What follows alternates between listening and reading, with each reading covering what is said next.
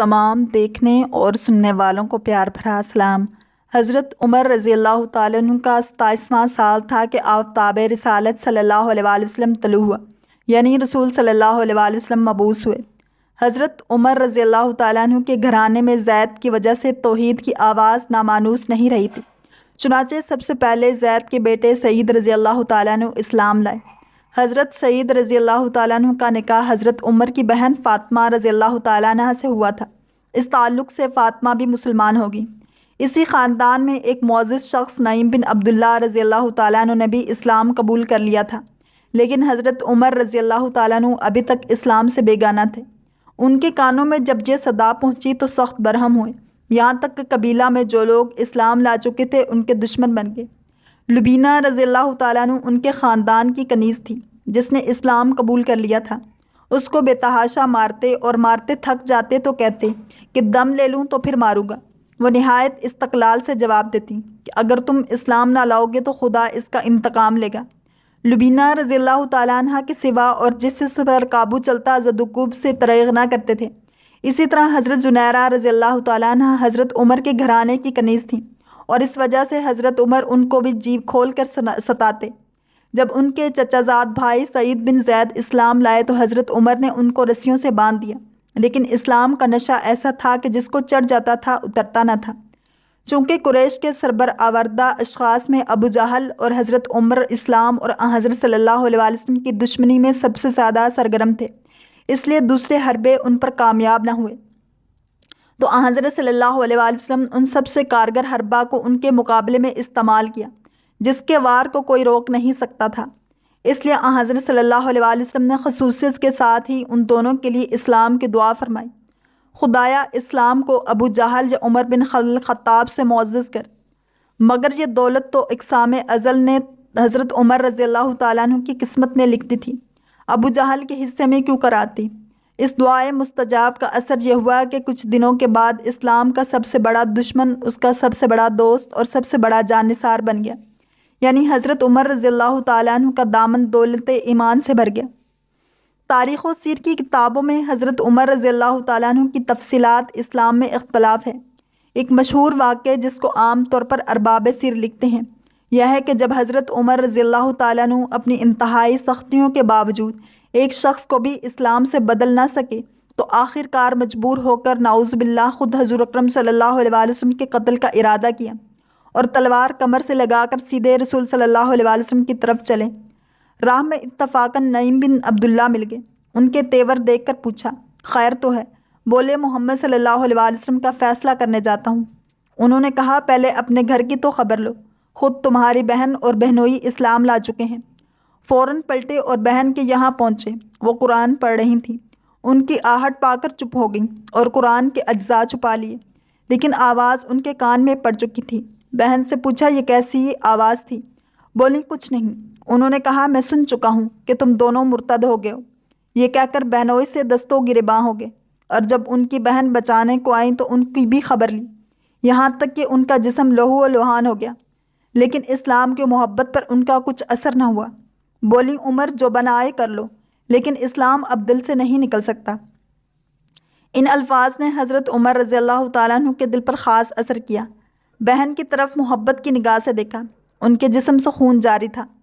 اسے دیکھ کر اور بھی رقت ہوئی۔ فرمایا، تم لوگ جو پڑھ رہے تھے مجھے بھی سناؤ۔ فاطمہ رضی اللہ تعالیٰ عنہ نے قرآن کے اجزاء سامنے لا کر رکھ دیے۔ اٹھا کر دیکھا تو یہ سورت تھی جس کا ترجمہ یوں ہے، زمین و آسمان میں جو کچھ ہے سب خدا کی تسبیح پڑھتے ہیں، وہ غالب اور حکمت والا ہے۔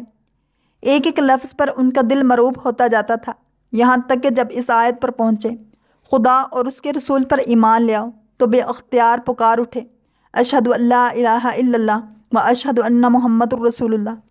یہ وہ زمانہ تھا جب رسول اللہ صلی اللہ علیہ وآلہ وسلم حضرت ارقم رضی اللہ تعالیٰ عنہ کے مکان پر جو کوہ صفا کے نیچے واقع تھا پناہ گزین تھے۔ حضرت عمر رضی اللہ تعالیٰ عنہ نے آستانہ مبارک پہنچ کر دستک دی، چونکہ شمشیر بقف تھے۔ صحابہ کرام رضی اللہ تعالیٰ عنہ کو تردد ہوا، لیکن حضرت حمزہ رضی اللہ تعالیٰ عنہ نے کہا، آنے دو، مخلصانہ آیا ہے تو بہتر ہے، ورنہ اسی کی تلوار سے اس کا سر قلم کر دوں گا۔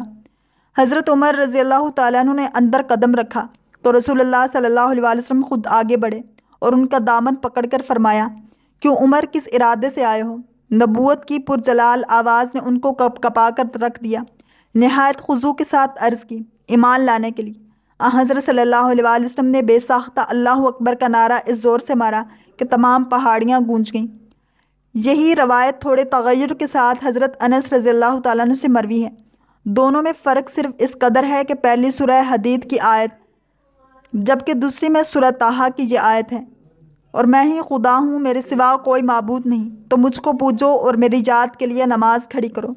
جب اس آیت پر پہنچے تو بے اختیار لا الہ الا اللہ پکار اٹھے اور در اقدس پر حاضری کی درخواست کی۔ مسند احمد میں ایک روایت خود حضرت عمر رضی اللہ تعالیٰ عنہ سے مروی ہے۔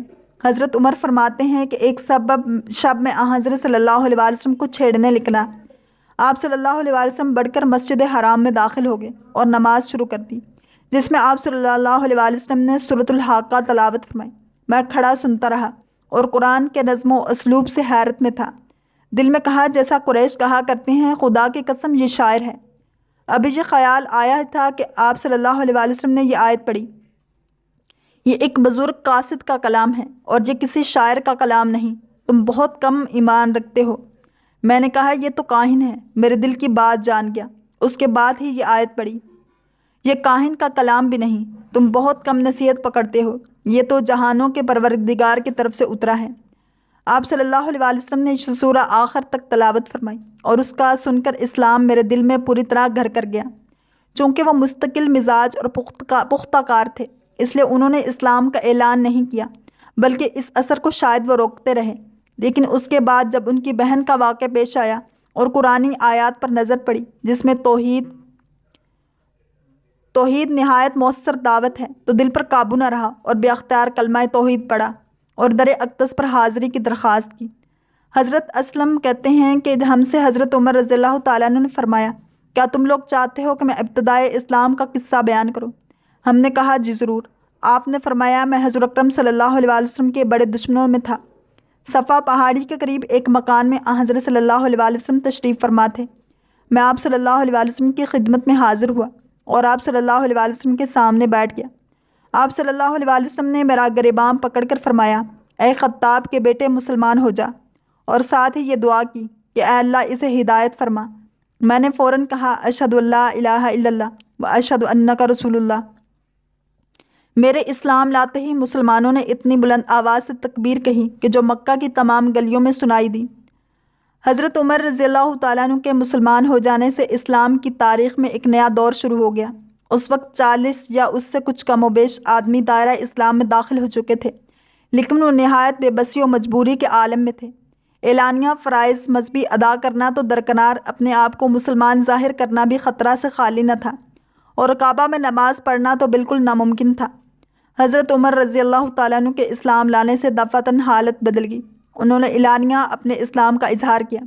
صرف اتنا ہی نہیں بلکہ مشرکین کو جمع کر کے بآواز بلند اپنے ایمان کا اعلان کیا۔ مشرکین نہایت برہم ہوئے، لیکن عاص بن وائل نے، جو رشتے میں حضرت عمر رضی اللہ تعالیٰ عنہ کے ماموں تھے، ان کو اپنی پناہ میں لے لیا۔ حضرت عمر رضی اللہ تعالیٰ عنہ قبول اسلام سے پہلے اپنی آنکھوں سے مسلمانوں کی مظلومیت کا تماشا دیکھتے تھے، اس لیے شوق مساوات نے اسے پسند نہ کیا کہ وہ اسلام کی نعمت سے مطمئنہ ہونے کے بعد عاص بن وائل کی حمایت کے سہارے اس کے نتائج سے محفوظ رہیں۔ اس لیے انہوں نے پناہ قبول کرنے سے انکار کر دیا اور برابر ثبات و استقامت کے ساتھ مشرکین کا مقابلہ کرتے رہے، یہاں تک کہ مسلمانوں کی جماعت کے ساتھ برابر جا کر کعبہ میں نماز ادا کی۔ یہ پہلا موقع تھا کہ حق و باطل کے مقابلے میں سربلند ہوا، اور حضرت عمر رضی اللہ تعالیٰ عنہ کو اس صلاح میں دربار نبوی صلی اللہ علیہ وآلہ وسلم سے فاروق کا لقب مرحمت ہوا۔ حضرت عمر رضی اللہ تعالیٰ عنہ سن 8 نبوی میں اسلام لائے تھے اور سن 13 نبوی میں ہجرت ہوئی۔ اس طرح گویا انہوں نے اسلام لانے کے بعد تقریباً 5 برس تک قریش کے مظالم برداشت کیے۔ جب مسلمانوں کو مدینہ کی جانب ہجرت کی اجازت ملی تو حضرت عمر رضی اللہ تعالیٰ عنہ بھی اس سفر کے لیے آمادہ ہوئے۔ اللہ کریم ہم سب کو دین اسلام کی پیروی کرنے والا اور عشق مصطفیٰ صلی اللہ علیہ وسلم نصیب فرمائے۔ اگر آپ کو یہ ویڈیو پسند آئی ہے تو لائک، شیئر اور سبسکرائب کرنا مت بھولیے، تاکہ ایسی اسلامک انفارمیٹیو ویڈیوز آپ تک پہنچتی رہیں۔